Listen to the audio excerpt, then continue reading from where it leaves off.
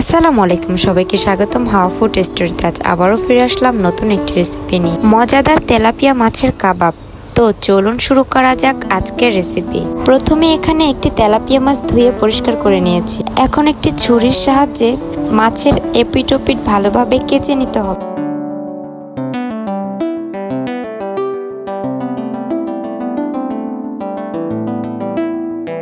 এখন মাছে লবণ দিয়ে মাখিয়ে নিচ্ছি। এরপর সাথে লেবুর রস দিয়ে মাখিয়ে নেব।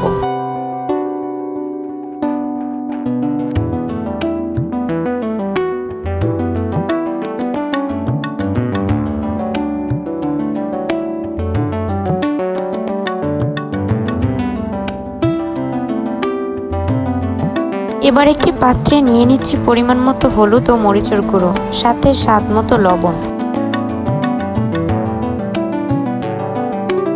এখন নিয়ে নিচ্ছি মাছের কাবাব মশলা,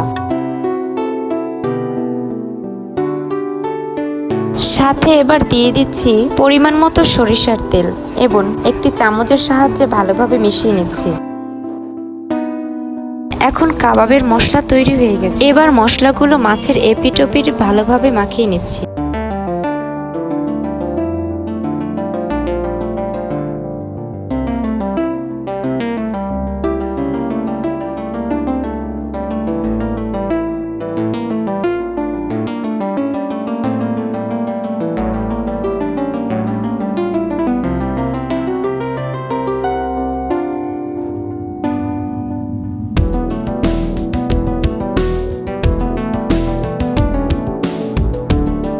মাছের মধ্যে মশলা মাখানো শেষে এখন ধনিয়া পাতা কুচি মাছের পেটের ভিতরে দিয়ে দিচ্ছি। লেবুও দিয়ে দিচ্ছি, এতে করে কাবাব আরো সুস্বাদু হবে।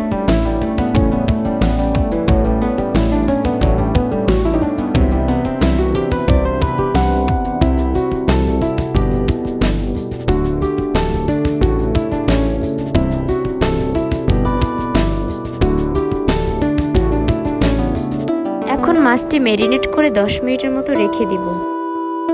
এরপর 10 মিনিট পরে চুলায় একটি কড়াইতে তেল গরম করে নিয়েছি। এরপর এর মধ্যে ম্যারিনেট করা মাছটি দিয়ে দিলাম। এখন এটি ভেজে নেব।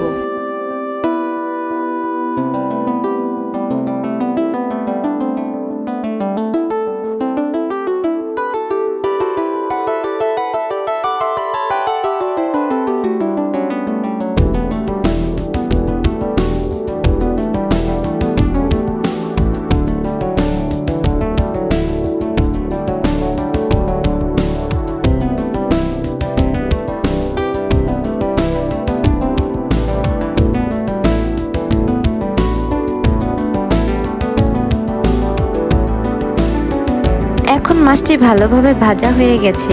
এবার অন্য একটি পাত্রে তুলে নিলাম।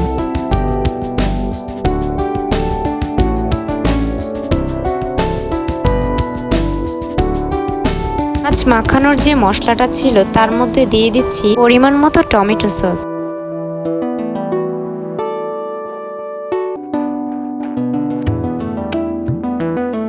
এবার সাথে দিয়ে দিচ্ছি আদা রসুন বাটা। এরপর এর সাথে দিয়ে দিচ্ছি জিরে বাটা। এখন ভালোভাবে মিশিয়ে নিচ্ছি।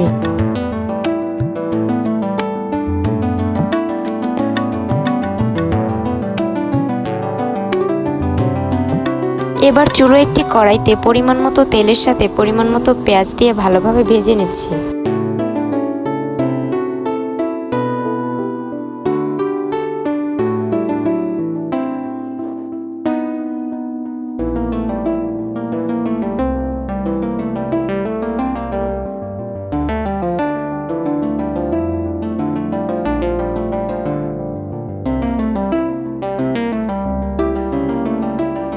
পেঁয়াজ ভাজা শেষে এখন মাছের কাবাব বানাতে তৈরি করা মশলাটি দিয়ে কষিয়ে নেব।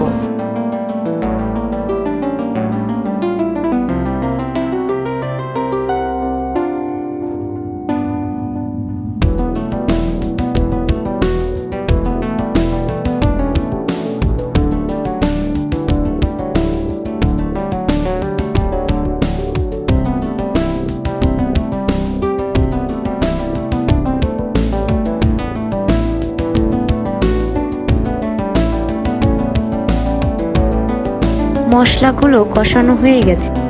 এবার মশলাগুলোর মধ্যে ভেজে রাখা মাছ দিয়ে দিলাম। এবার মশলাগুলো মাছের এপিটোপিটে ভালোভাবে মাখিয়ে নিব।